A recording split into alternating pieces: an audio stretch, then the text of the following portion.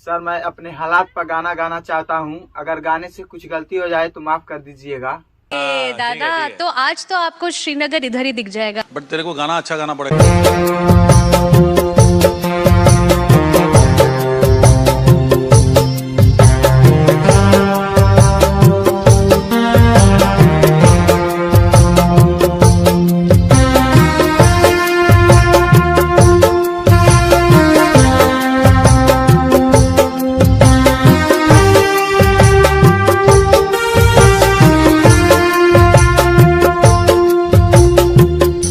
हम हैं गरीब, हमको रोटी कौन खिलाएगा।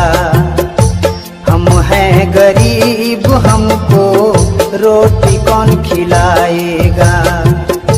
पैसा न कौड़ी है, पैसा न कौड़ी है, पानी कौन पिलाएगा। हम हैं गरीब, हमको रोटी कौन खिलाएगा।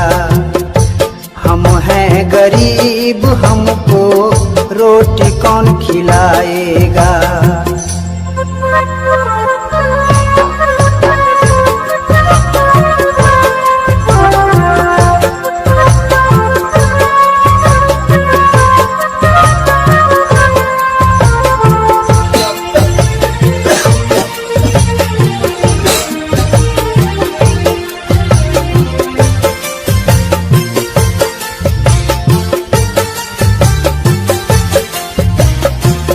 आज तक अब तक जिसे अपना थमाना, आज उसी ने मेरा सब कुछ छीना। आज तक अब तक जिसे अपना थमाना, आज उसी ने मेरा सब छीना। नींद नहीं आए रे मुझको, नींद नहीं आए रे मुझको, कौन बताएगा। हम हैं गरीब, हमको रोटी कौन खिलाएगा। हम हैं गरीब, हमको रोटी कौन खिलाएगा।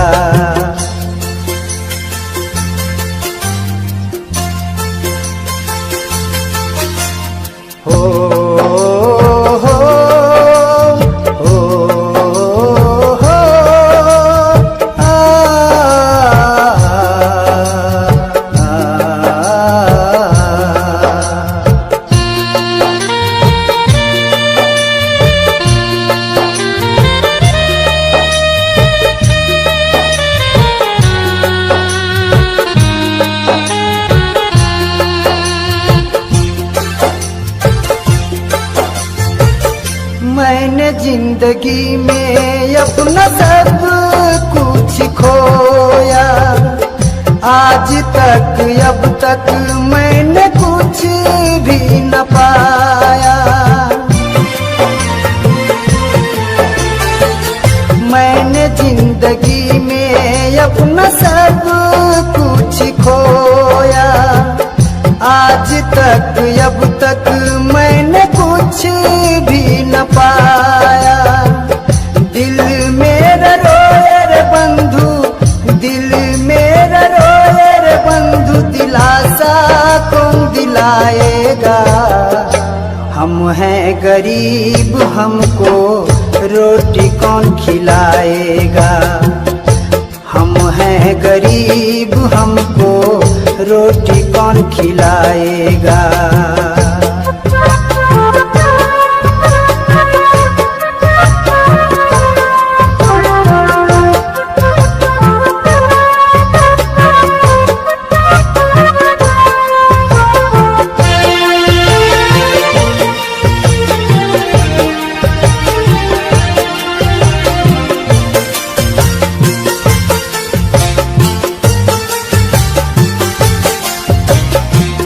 कौन है अपना यहाँ, कौन है पराया।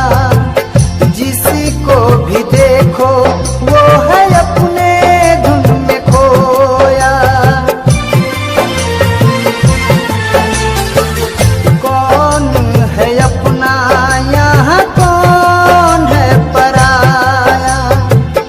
जिसको भी देखो वो है अपने धुन में खोया। किस्मत का मारा मनोज है, किस्मत का मारा मनोज है, साथी कौन बनाएगा। हम हैं गरीब हमको रोटी कौन खिलाएगा। हम हैं गरीब हमको रोटी कौन खिलाएगा।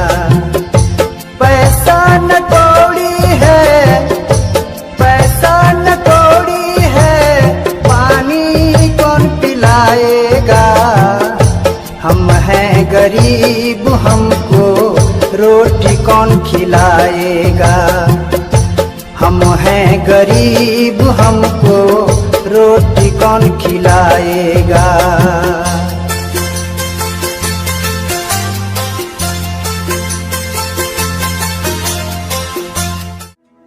नमस्कार जी। नमस्ते सर। नमस्ते मैम। क्या नाम है आपका? मैम हमारा नाम फनी विशाल भाई। कितने साल की हो आप? मैम अभी हम 18 साल के बानी। साथ में कोई आया है? ना मैम हम अकेले आयल बानी। एक्चुअली मैम हम इंडियन आइडल में आवे से पहले हम माता रानी के दर्शन के लागी थावे गड़नी और वहाँ पूजा पाठ कैला के बाद सीधे हम मुंबई ऑडिशन में आ गईनी। क्या बात है, इट्स वेरी इंस्पायरिंग। तो आप अकेले ट्रैवल करती हैं? हाँ मैम हम सब कुछ करनी, सिंगिंग के अलावा हम ट्रैवलिंग भी करनी और पढ़ाई भी करनी और साथ में हम शॉपिंग भी करनी। शॉपिंग? जी मैम, जो नॉर्मल लोग करला वो सब कुछ करनी हम। क्या बात है, क्या बात है, क्या बात है। वाह।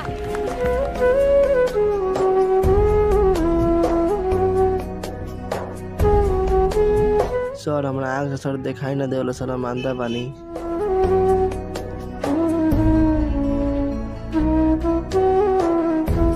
और मैम हम जहाँ भी जानी गाना गावे नु तो 2 पैसा मिलेला नु तो हम गरीब और बेसहाया लोगों में बांट देवेनी।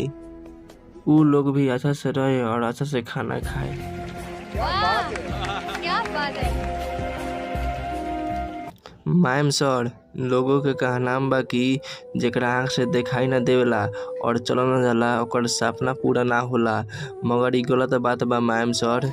जेकरा अपने आप पर विश्वास बा और टैलेंटी बा तो कभी भी अपन सफलता पा सकला मैम। मुझे ये बहुत अच्छा लग रहा है, तुम्हें इस बात का एहसास नहीं है तुम में क्या है। यह सोच के हम आगाड़ी बढ़तानी मैम। लोगों के प्यार बा और माता रानी के आशीर्वाद बा तो दिखावे के पड़ी मैम। वाह वाह वाह, वेरी गुड। ऑल द बेस्ट, बहुत अच्छे से गाओ। Thank you ma'am.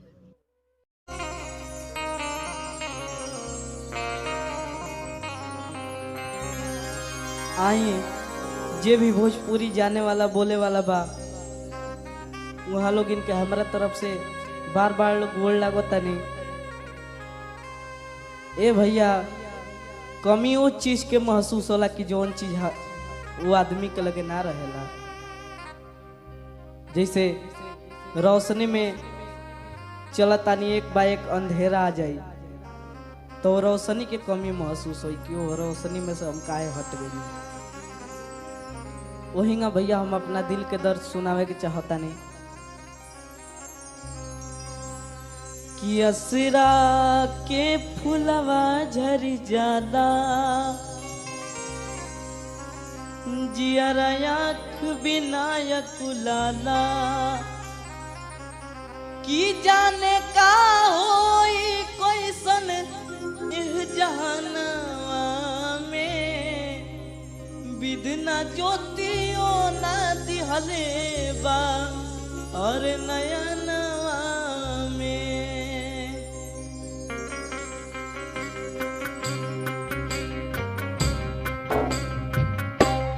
असरा के फुलवा झरी जाला जियरा आँख विनायक लाला जाने का होई कोई सन इह जहानवा में विधना ज्योतियों ना दिहले बा नयनवा में।